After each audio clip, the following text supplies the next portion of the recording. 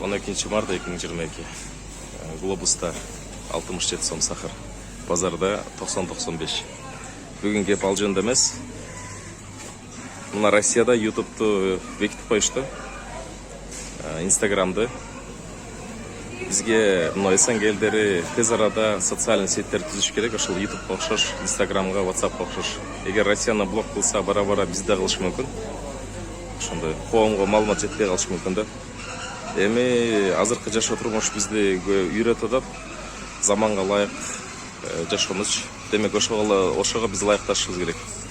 Өкмөт тез арада ошол Кыргызстандын өзүнүкүн, Кыргызстан өзүнүкү болбосо дагы ошол ортодо бир ушундай социальный сеть түзүш керек. Арада IT тармагында жаштарды бириктирип, YouTube, Instagram, WhatsApp окшош программаны түзүп, элге жарыялаш керек. Кокса ошондой блокко түшүп калсак, Кыргызстандагы ошол коомчулук маалыматсыз калбасын да. Мына көз карандуулук деген ошол. Каалаган убакта аларга керек убакта өчүрүп коюшат. Азык-түлүк боюнча экинчи маселе, нормадан ашыкча албасаңар баарына жетет. Мына коронавируста да кыйын мезгилде басып өттүк, көрдүк, элдер акча ун алып алып, ундары чирип кетти бекер эле.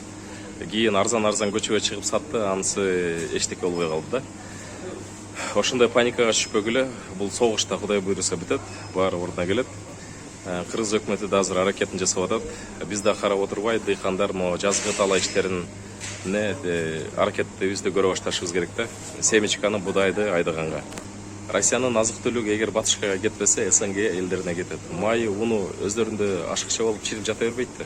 Демек ошо чек аралар ачылып, ошол СНГ элдерине сатыла баштайт. Деги эле көз карандуулук дегендин кесепетин өзгөчө коронавируста ушул учурда өтө байкалып жатат. Демек бүтүн ар бир кыргыздын жараны ошол Кыргызстанды көз карандысыздыкка аракет кылышыбыз керек да. Мына бүгүнкү жаңылыктарды карадык, аларда бензиндин баасы түштүр Россияда. Демек бизде да чыга баштайт. Батышта бензиндин баасы өсүп баштады. Газга болгон, бензинге болгон баалар. Демек алар да көпкө барбайт. Аларда да коомдук жарылуу болушу мүмкүн. Ошол себептен санкциялар кыскара баштайт да, кайра жолдор ачыла баштайт. Бул учурда эмне кылыш керек? Кыргыз өкмөтү ошол толук тамак аш боюнча, тамак аш коопсуздугу боюнча иш-чараларды өткөзө башташ керек. Дыйкандарыбызды карап отурбай, жазгы тала иштерин быйыл ошол семечка, будай, жайык жазгы будайларды эгип, элге жеткизүүнү өзүбүз камсыздоого аракетти башташыбыз керек. Анан шор боюнча өкмөт шор учурда 54 сом болот мочевина. Мисалга Өзбекстанда, Россияда 1 тоннасы $200. Заводдун өзүнүн наркы 9 сом 67 тыйын ушун тегерегинде экен. Эгерде завод менен түз байланышып келсек, $200 жетпеген $150 дагы элге таратсак болот да. Ушул маселени дыйкандарга жардам беретинде өкмөт ушул иш-чараны өз колго алыш керек. Түз эле ошол завод менен алып келип, акча бербей эле, мына саткандан кийин берем деп, ошол шорду дыйкандарга жерлерге атайын пункттарды ачып, шорду элге сатыш керек арзан баада. Мүмкүн 15 сомдон болуп калат, мүмкүн 20 сомдон болот. Бирок 54 сом эмес да. 54 сом болсо, демек продукция болгон бааларды өсө баштайт. Ушул маселени азыр тез арада чечиш керек. Мына Батыш Россияны блок кылбадыбы? Бара-бара мына СНГ элдерин да блок кылышы мүмкүн деген сөз. СНГ элдери Америкасыз, Батышсыз деле өзү жашап кете алат. Өзүнүн нефти, газы, азык-түлүгү бар. Ал маселеден коркпосо болот. Бул жакта да дүйнөдө номер 1 экономикасы бир Кытай турат. Кытайда ошол Россия тарап болуп турат. Бул деген сөз Батыш, Америка бизге мындай кол сала албайт деген кеп да, кепилдик дагы бир. Ошондой. Бул учурда СНГ элдери биригип, мүмкүн ошол жанагы Европадагыдай өзүнүн евросын түзүшпөдүбү? Биздин дагы мүмкүн СНГ элдеринин өзүнүн валютасы болушу мүмкүн да. Кайра мурдагыдай союздагыдай союз түзүлбөсө дагы ошо экономикалык куралдуу күчтөр тарабынан дагы союз түзүлүшү мүмкүн.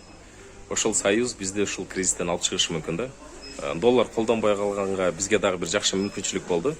Товарларыбыз долларга байланбай, кыргыз эли, СНГ элдери ойгонуп, ошол Батыштан, Америкадан мындай көз карандысыздыкка чыгуунун шарты түзүлүп берилип атат да. Ошол учурда ички өндүрүштөр күчтөш керек. Мына көздү ача койду, мүмкүн дагы эле көбүнүкү ачыла элек, бирок көз карандылык деген сөз бул өтө жаман. Ошон үчүн кыргыз элим ойгонойлу турайлы өндүрүшкө басым жасайлы. Гранттар келип атат, кредиттер келип атат, ошонун баардыгын завод фабрикага жумшашыбыз керек. Болду, жанагы акчага айтпай турган тармактарды токтотуш керек. Ал коесуң, акчага айтпайт, кайра эле акча сурап отура бересиң. Ошолорду мына артта турган продукциялардын баардыгын өзү чыгара башташыбыз керек. Ушул бүт ушул магазинде канча продукцияны көрсөк, 98% көбү чет өлкөдөн келет да. Кытайдан келет, башка жактан келет.